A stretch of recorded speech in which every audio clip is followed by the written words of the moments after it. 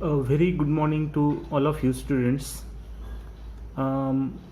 Today we shall continue lesson number 4.2, that is a novel, To Serve with Love, written by Braithwaite.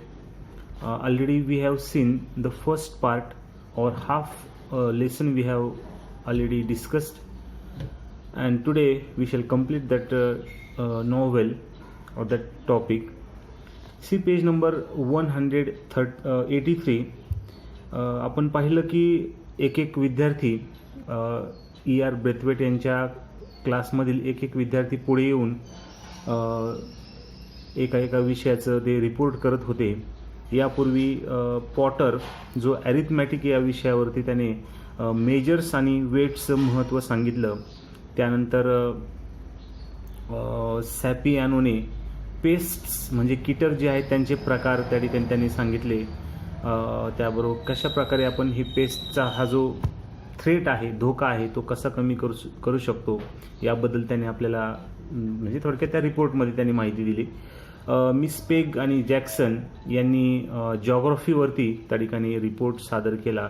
Miss पेगने त्या ठिकाणी human relationship, त्याचबरोबर problems facing by the people after post war किंवा second world war नंतर काय problem face केले ते त्यांनी सांगितले. त्याचबरोबर मग जॅक्सनने व्हेजिटेबल प्रोडक्शन आणि मिनरल डिपॉझिट्सबद्दल त्या ठिकाणी रिपोर्ट दिला. आता पुढे जो रिपोर्ट होता तो फर्मॅनचा होता, जो स्टेजवरती आला आणि दोन मुलांना, दोन त्याच्या कलिग्जला त्याने सिग्नल केला, खुणावलं. वेल्स आणि ॲलिसन हे त्या ठिकाणी स्टेजवरती एक ह्युमन स्केलेटन घेऊन आले आणि हा फर्मॅन या वेगळ्या, म्हणजे त्याला ट्रम्प कार्ड म्हटलेलं आहे, वेगळ्या काहीतरी क्रिएटिव्ह करण्यासाठी एकदम प्रसिद्ध होता. And that's why he brought that skeleton on the stage. So what happen after that, let's see. When this arrangement had been set up, there was the skeleton hanging from a hook screwed into the top of its skull, gently revolving at the end of a cord. This was somewhat in the nature of comic relief, and the school showed it approval by laughing uproariously. आता त्याने ते तो मानवी सांगाडा तो एका हुकला तिथं अडकून दिला. ती सर्व अरेंजमेंट ती चालू होती, मानवी सांगाडा होता आणि ते सर्व एकंदरीत अरेंजमेंट पाहून सगळी मुलं हसायला लागली. कारण ते मी जसं काल सांगितलं की एकदम फाशी दिल्यासारखा तो वरती तो अडकून दिला होता आणि एक वेगळ्या प्रकारे तो दिसत होता. आणि that's why all the students started laughing. But levity soon evaporated when Furman began to speak. परंतु तो जो हास्यास्पद जो प्रसंग होता किंवा सर्व मुलं हसायला लागली होती, तो अगदी काही सेकंदामध्ये जेव्हा फर्मॅन बोलायला सुरुवात त्याने केली, म्हणजे थोडक्यात गंभीर मुलं झाली. अगोदर एकदम रिलॅक्स झाली हसल्यामुळे, परंतु जेव्हा त्याने फर्मॅनने त्या ह्युमन स्केलेटनबद्दल माहिती सांगायला सुरुवात केली, all the students became serious. When Furman began to speak, his voice was clear and precise and he had a strong sense of dramatic. Calmly he told them that it was a female skeleton. That was a fact and could easily be proved, but he could not say with any assurance whether she had been Chinese or French or German or Greek, nor could he say if she had been brown or white or a mixture of both. सर्वात महत्त्वाची गोष्ट, फर्मॅनने त्या ठिकाणी सांगितलं की it is a skeleton of a woman, एका स्त्रीचं हे skeleton आहे आणि ते इझिली त्या ठिकाणी ते समजण्याजोगं होतं. परंतु महत्त्वाची गोष्ट म्हणजे त्या फर्मॅनने हे सांगितलं नाही की ते एका चायनीज स्त्रीचं स्केलेटन आहे, की ते एका फ्रेंच किंवा जर्मन किंवा ग्रीक स्त्रीचं ते स्केलेटन आहे, हे काही त्याने सांगितलं नाही. किंवा हे पण तो सांगू शकला नाही की ते एका ब्लॅक स्त्रीचं स्केलेटन होतं किंवा ब्राऊन किंवा व्हाईट स्त्रीचं, म्हणजे त्या ठिकाणी ब्लॅक आणि व्हाईट जे रेसेस तिकडे होते त्या दोन्हीपैकी एका वंशाची ती महिला होती, हे मात्र तो फर्मॅन त्या ह्युमन स्केलेटनच्या माध्यमातून सांगू शकला नाही. and from that he said the class had concluded that basically all people were the same.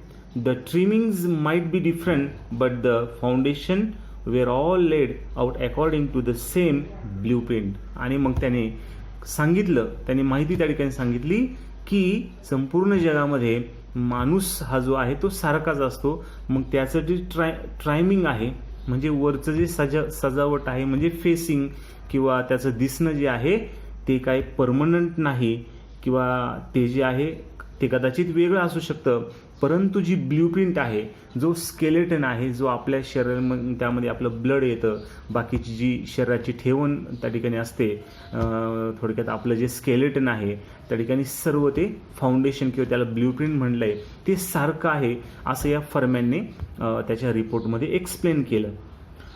Miss Dear's contribution was something of an anticlimax after Furman's performance and she seemed to realize it. आणि आता पुढे फरमॅनचा report झाला, फरमॅनचा विषय संपला. पुढे miss dare ही मुलगी, ही एक विद्यार्थिनी रिपोर्ट द्यायला ती आली आणि तिने एक प्रकारे अँटी क्लायमॅक्स म्हणजे त्या ठिकाणी आता सर्वोच्च त्या ठिकाणी जसं नाही का अँटी क्लायमॅक्सचा अर्थ कसा आहे की महत्त्व, मग जास्त महत्त्व, मग त्याच्यापेक्षा जास्त महत्त्व, आणि अँटी क्लायमॅक्स म्हणजे सर्वात महत्त्वाचं त्या ठिकाणी असलेला घटक एक प्रकारे ती आता सांगणार होती.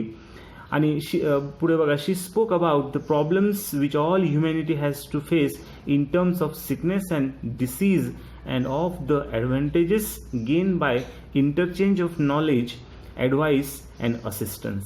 आणि तिने सांगितलं की संपूर्ण जगातील लोकांना आता सिकनेस आणि डिसीज या ह्युमन जे त्या ठिकाणी प्रॉब्लेम्स आहेत याबद्दल तिने माहिती दिली की कशा प्रकारे सिकनेस आणि डिसीजेस याचा त्रास संपूर्ण जगातील लोकांना त्या ठिकाणी होतो, परंतु जर सगळ्या जगातील लोकांनी आपलं जे नॉलेज आहे ते इंटरचेंज केलं, एकमेकांशी शेअर केलं, तर कदाचित हा प्रॉब्लेम जो आहे तो सॉल्व्ह होऊ शकतो. याबद्दल मिस डेअर या स्टुडंट्सने रिपोर्ट त्या ठिकाणी सादर केला. मिस डेअरचा टॉपिक कुठला होता तर फिजिओलॉजी हा टॉपिक तिचा होता, कारण ते टॉपिकसुद्धा तुम्हाला ध्यानात ठेवायचे. पॉटरने ॲरिथमॅटिक म्हणजे संख्याशास्त्रावरती रिपोर्ट दिला, सॅपियाने नेचर स्टडीवर त्या ठिकाणी रिपोर्ट दिला, मिस पेग आणि जॅक्सन या दोघांनी मिळून जॉग्राफीचा रिपोर्ट दिला, मिस डेअर आणि फरमॅन यांनी फिजिओलॉजीचा त्या ठिकाणी रिपोर्ट दिला, मिस डोड जी आहे ती हिस्ट्री, जे पुढं असेल त्या ठिकाणी हिस्ट्री, म्हणजे त्या ठिकाणी फरमॅन आणि मिस डेअर यांनी फिजिओलॉजी म्हणजे शरीर विज्ञान या विषयावर त्यांनी रिपोर्ट दिला होता. आता बघा, मिस डोड जे आहेत reported on the period of history the class had studied. तिने त्या ठिकाणी हिस्ट्री तिचा विषय असल्यामुळे त्या ठिकाणी ती हिस्ट्रीवरती रिपोर्ट देऊ लागली. तिने काय माहिती दिली बघा, द रिफॉर्मेशन इन इंग्लंड. तिने द रिफॉर्मेशन इन इंग्लंड म्हणजे इंग्लंडमध्ये जे रिफॉर्मेशन झालं, जे स्थित्यांतर झालं याबद्दल म्हणजे हा तिचा विषय आहे.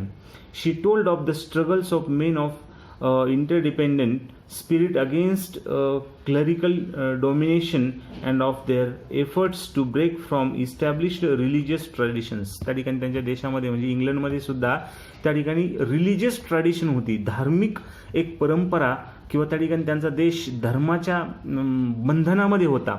त्या ठिकाणी लोकांवरती प्रचंड प्रेशर होतं धर्माचं, आणि त्याच्या विरोधात लोकांनी कशा प्रकारे स्ट्रगल करून ते एक प्रकारे त्या बंधनातून मुक्त झाले याबद्दल या मिस डोडने माहिती दिली, रिपोर्ट दिला. From those early beginnings gradually grew the idea of tolerance for the beliefs and cultures of others and now common interest in trying to study and understand those cultures. आणि तिथून पुढे मग मात्र त्या ठिकाणी सहिष्णुतेची भावना लोकांमध्ये निर्माण झाली आणि कशा प्रकारे त्या ठिकाणी सर्व काही संस्कृतींचा अभ्यास त्या ठिकाणी अंडरस्टँडिंग लोक त्या ठिकाणी करू लागले जेव्हा ते त्या धर्माच्या पगड्यातून बाहेर पडले.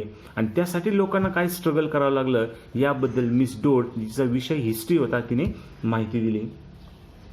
आता डेहनॅम नावाचा जो विद्यार्थी आहे, जो आय थिंक तो प्रेसिडेंट पण होता त्या प्रोग्रामचा, जस्ट आय चेक इट.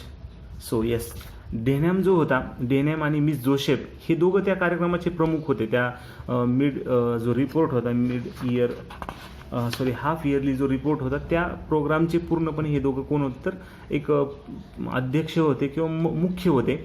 आणि त्यापैकीच आता डेनहॅम जो आहे त्याने त्याचा रिपोर्ट सुरू केला. बघा डेनहॅम काय म्हणतो. Denham's report was a bit of a shock.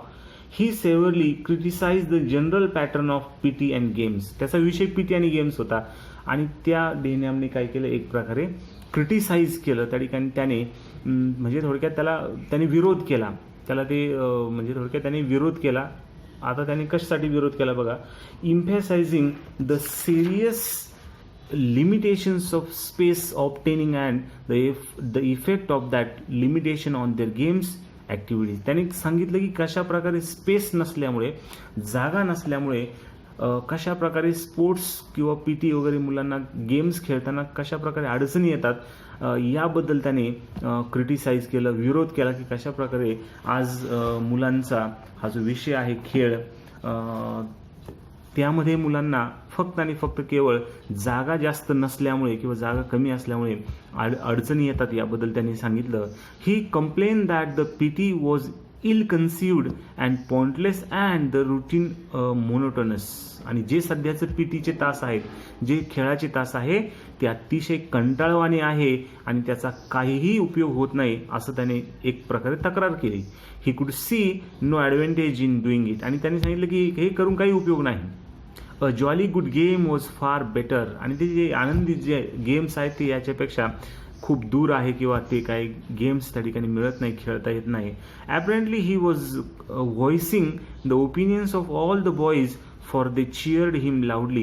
When the reports were over, Denham called 2 children at random from the audience and asked them to write the name of each teacher, including the head, on a slip of paper. पहिल्यांदा तर त्याने एक प्रकारे जेव्हा तो एक प्रकारे तक्रार करत होता, जणू काही बाकीची सगळी मुलं हे सहमत होती त्याच्याशी, जे त्याला एक प्रकारे चीअर, मोठा आरडाओरडा गोंधळ करून किंवा त्या ठिकाणी चीअर करून एक प्रकारे त्या डेहनॅम सोबतच ती होती हे दाखवण्याचा प्रयत्न बाकीची मुलं समोर ऑडिटोरियममध्ये बसलेली मुलं त्या ठिकाणी एक प्रकारे साथ देत होती.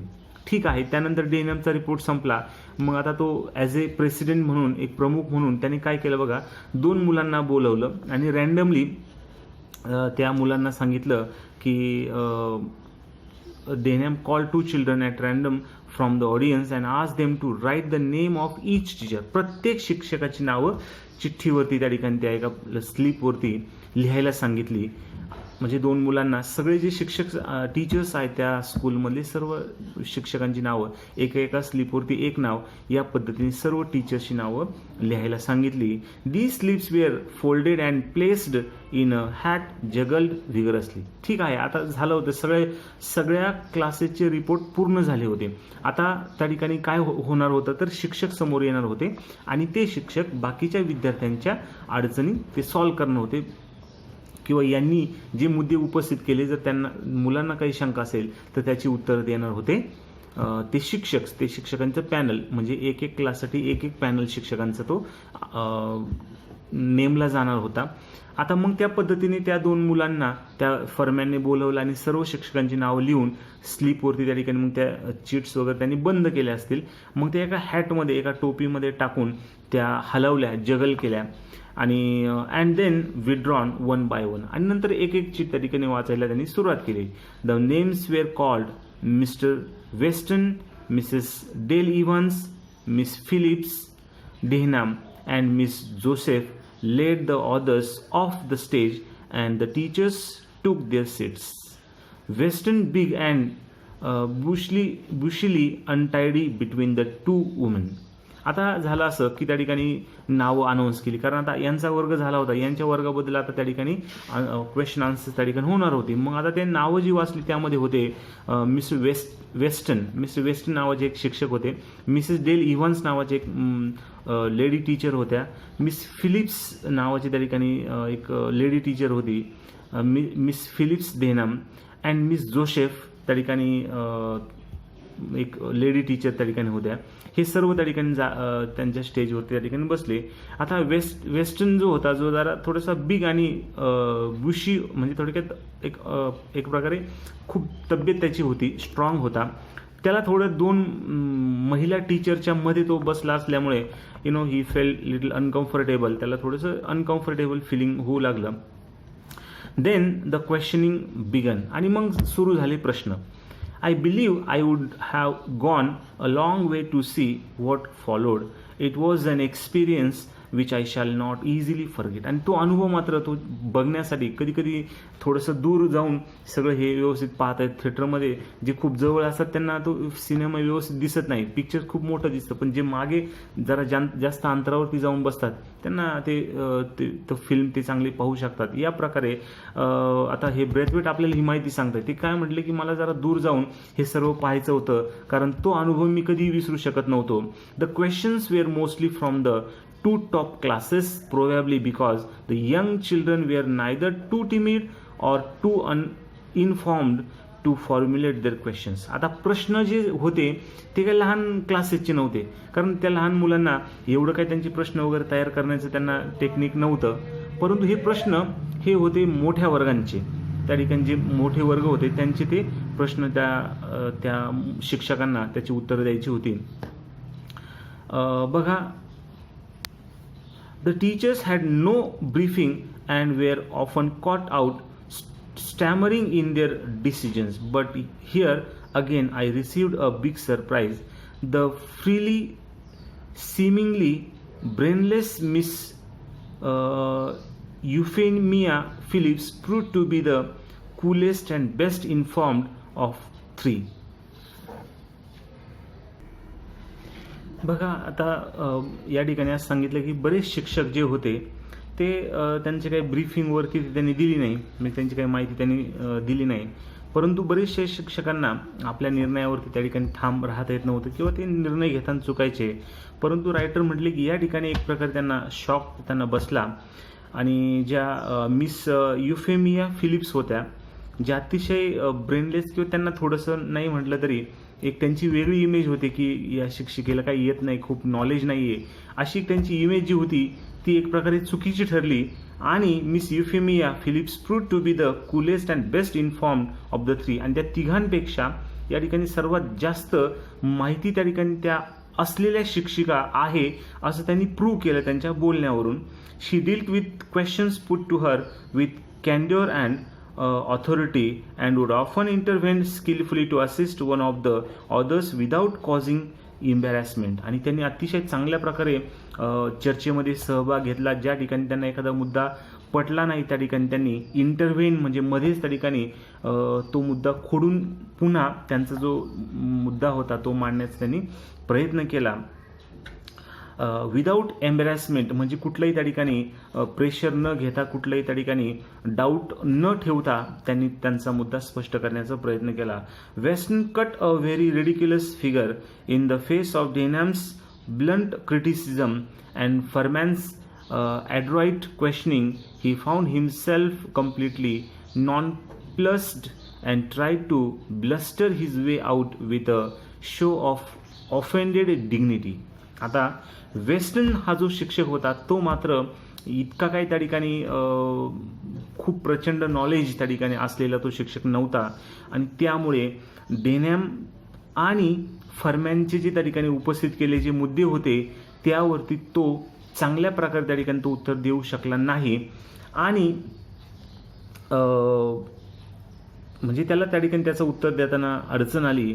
He could not effectively support the PT exercises for which he was partly responsible as having any definite physical advantage. आणि त्या ठिकाणी जो डेनॅमचा टॉपिक होता की हे PT जी आहे आणि गेम्स आहेत ते युजलेस आहेत, ते मुलांना त्याचा विशेष असा फायदा होत नाही, हा जो मुद्दा होता त्या मुद्द्यावरती वेस्टर्न जो टीचर होता तो एवढं म्हणावं तेवढं समर्पक त्या ठिकाणी त्याचं उत्तर तो देऊ शकला नाही. Denham was a trained boxer and insisted that such exercises were only advantageous if practiced daily and for more sustained periods. PT twice weekly for 20 minutes was a waste of time. ही ॲसर्टेड. आणि मग त्या ठिकाणी त्यांची चर्चा सुरू होती. डेनहॅम सांगायचे की हे गेम्स वगैरे यांचा काय उपयोग विशेष होत नाही आणि तो वेस्टर्न त्यावरती उत्तर देण्याचा प्रयत्न करायचा. परंतु हा जो डेनहॅम होता he was a boxer, trained boxer होता आणि त्याचं मत तो चांगल्या प्रकारे मांडण्याचा प्रयत्न करायचा, ज्यावरती वेस्टर्न या टीचरला काही उत्तर देता येत नव्हतं. आणि त्या ठिकाणी त्यांनी सांगितलं की जर दररोज त्या ठिकाणी एक्सरसाइज केली तर त्या गेमचा उपयोग होतो, परंतु असे आठवड्यातून 2 तास ठेवून हे काही नुसतं वेस्ट ऑफ टाईम आहे असं त्यांनी सांगितलं. Once again Miss Phillips took the reins and she promptly shot up 100-fold. She reminded the school that every subject, including PT and games, had been carefully considered and fitted into the teaching timetable so that each student received maximum benefit from it. आता त्या वेस्टर्नला काय उत्तर देता न आल्यामुळे तो teacher जरा गडबडून गेला, परंतु मिस फिलिप्स ज्या होत्या यांनी मात्र तो मोर्चा सांभाळला. म्हणजे एक प्रकारे त्या ठिकाणी कमीपणा येऊ दिला नाही, पटकन त्या ठिकाणी चार्ज स्वतःच्या हातात घेतला आणि त्यांनी अतिशय व्यवस्थितपणे सांगितलं की कशा प्रकारे PT आणि गेम्स हे इतर विषयांप्रमाणेच टाइम टेबलमध्ये व्यवस्थित फिट केले आहे, ज्याचा मॅक्झिमम फायदा मुलांना होतो. The school was its limited facilities must be considered in terms of the greatest good for the greatest number, and it would be beyond anyone's powers to please everyone. Some of you, she concluded, fixing Denham with innocent eyes, are fortunate in your own fine physical development and do not really need to few merge a helping of PT and games which the school can offer. Try to remember that there are others for whom our program is ideally suited. आणि तिने अतिशय व्यवस्थित असं समर्पक उत्तर असं दिलं की या ठिकाणी टाइमटेबलमध्ये त्यांना बरोबर त्या ठिकाणी विचार करूनच ते सब्जेक्ट टाकले आहे. आणि ती असं पण त्या ठिकाणी म्हटली की प्रत्येक शाळेला काही लिमिटेशन असतात. त्या ठिकाणी शाळा म्हटल्यानंतर काय प्रत्येक गोष्ट ही विद्यार्थ्यांच्या मनासारखी होत नसते. फॅसिलिटीज म्हणजे त्या ठिकाणी सुविधा पुरवताना काही मर्यादा त्या ठिकाणी पडतात आणि तुम्ही तर फार लकी आहेत की तुम्हाला त्या ठिकाणी या सर्व गोष्टी बऱ्यापैकी मिळता आहेत. परंतु थोडक्यात तिला असं सांगायचं की असे अनेक विद्यार्थी आहे जे थोडक्यात तुम्हाला मिळतं ते त्यांना अजिबातही मिळत नाही.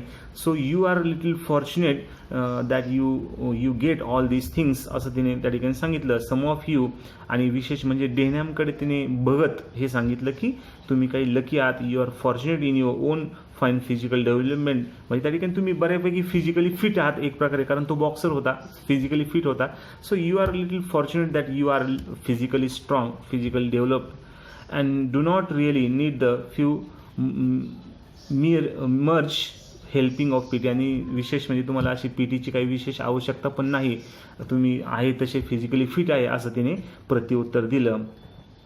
आणि पुढे असं म्हटल्या की which this school can offer. Try to remember that there are others for whom our programme is ideally suited. आणि असे काही इतर विद्यार्थी कदाचित असतील की हा प्रोग्राम किंवा हे जे टाइम टेबल आहे त्यांना अतिशय सूट होतं आहे. It may be that some of you oldest boys might even be able to help in that respect. कदाचित मोठ्या मुलांना वगैरे याचा जास्त फायदा होत नसेल. Denham was not to be put off by these sugary remarks and rose in reply. Then why do we have to do PT? Why don't they take only the kids who need it? आता डेनहॅम काय माघार घ्यायला तयार नव्हता, त्याचं समाधान झालं नव्हतं. मग तो म्हटला की मग मोठ्या मुलांना किंवा आमच्यासारख्या मुलांना जर PTची आणि गेम्स या तासांची गरज नाही, मग आम्हाला खेळायलाच त्या ठिकाणी का देतात, किंवा why do we have to do PT? आम्हाला हे PT वगैरे किंवा खेळ वगैरे काय करण्याची गरज आहे? ज्यांना गरज आहे त्यांना त्या ठिकाणी हे तास असू द्या, आम्हाला काही त्याची गरज नाही असा रिप्लाय देण्याचा प्रयत्न केला. The rest of us can have a game of football or something study of doing a lot of draft things that's no good to us.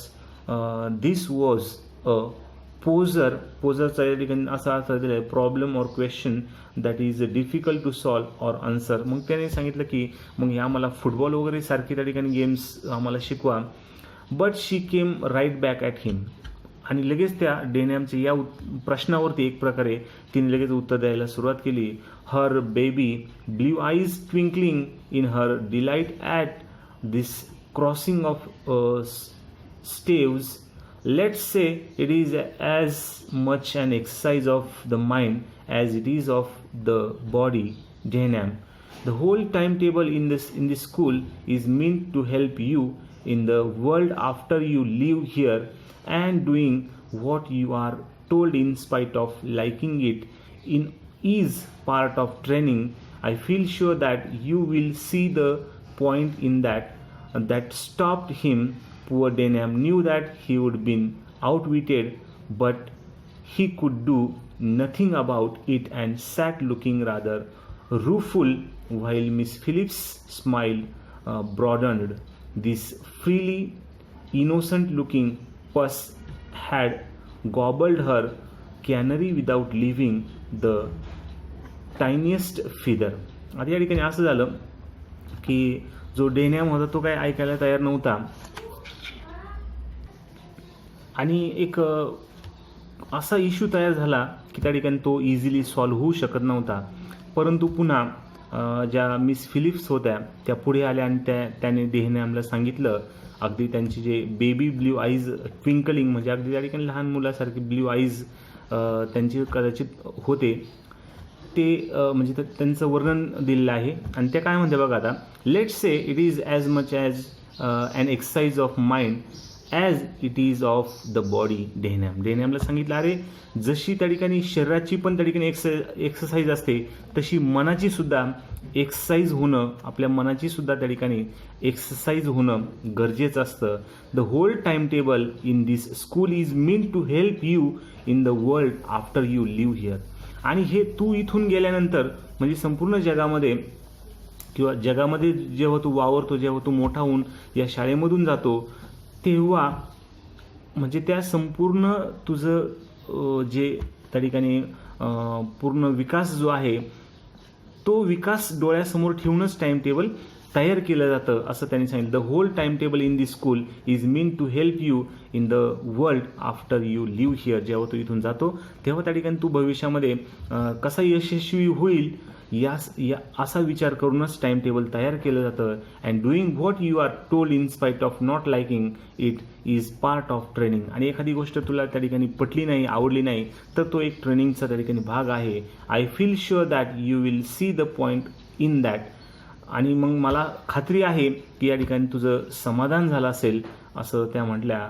That stop हिम. आणि म्हणजे काही करून डेनॅमचं समाधान करायचं, डेनॅमला पुढं बोलू द्यायचं नाही असं त्या टीचरने ठरवलं होतं. त्यामुळे आता डेनॅमचा पण नाविलाज झाला आणि तो थांबला. Poor Denham knew that he would been outwitted but he could do nothing about it. त्याच्या लक्षात आलं की त्या ठिकाणी त्याचं समाधान झालेलं नाही, परंतु आता तो काही करू शकत नव्हता. Sad looking rather rueful while Miss Phillips smile broaden. म्हणजे थोडक्यात तो नाराज झाला, अतिशय त्याने अगदी तोंड सोडून बसला. परंतु त्या शिक्षिका मात्र एक प्रकारे अशा आवेशामध्ये होत्या की त्यांनी त्या डेनॅमचं समाधान करण्याचा प्रयत्न केला. एक त्या जिंकल्या थोडक्यात अशा आविर्भावामध्ये मात्र त्यांच्या चेहऱ्यावरती हास्य होतं, स्मित हास्य होतं. This freely innocent looking person had gobbled her canary without leaving the tiniest feather. म्हणजे एक प्रकारे ते एक हास्य स्मित त्यांच्या चेहऱ्यावरती होतं की एक प्रकारे त्यांनी थोडंसं यश मिळालं त्यांना डेनॅमला समजून सांगण्यामध्ये असं त्यांच्या चेहऱ्यावरून लक्षात येत होतं. I began to understand how it was that so slight a creature could cope so effectively with her class.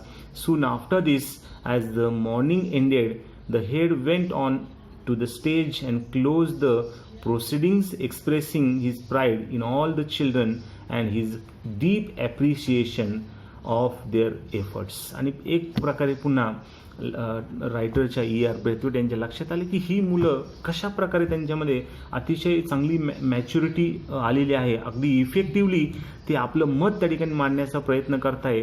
म्हणजे त्या ठिकाणी जोपर्यंत समाधान होत नाही तोपर्यंत कशा प्रकारे ते माघार घेत नाही आहे हे पाहून ब्रेथवेट यांना खूप बरं वाटलं की आपली मुलं खूप मॅच्युअर झालेली आहे.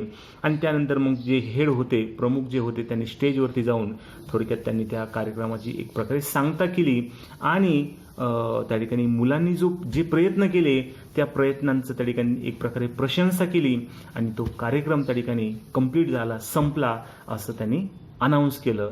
हे या ठिकाणी हा लेसन संपतोय. हा संपूर्ण एकच एपिसोड आहे. चॅप्टर नंबर 17मध्ये जर तुम्ही पाहिलं तर काही नाही, तो जो हाफ इयरली रिपोर्टचा जो प्रोग्राम आहे त्या प्रोग्राम तो कसा झाला अगदी right from the beginning till end हे या लेसनच्या माध्यमातून सांगितलं. आपल्याला जे प्रश्न येणार आहे ते फक्त चॅप्टर नंबर 17 वर जो आहे त्यावरतीच असणार आहे. मग आता या ठिकाणी मी तुम्हाला काही ऑब्जेक्टिव्ह टाईप ॲक्टिव्हिटीज आणि पुन्हा त्या थोड्याशा लॉंग किंवा ब्रीफमध्ये उत्तर असणारे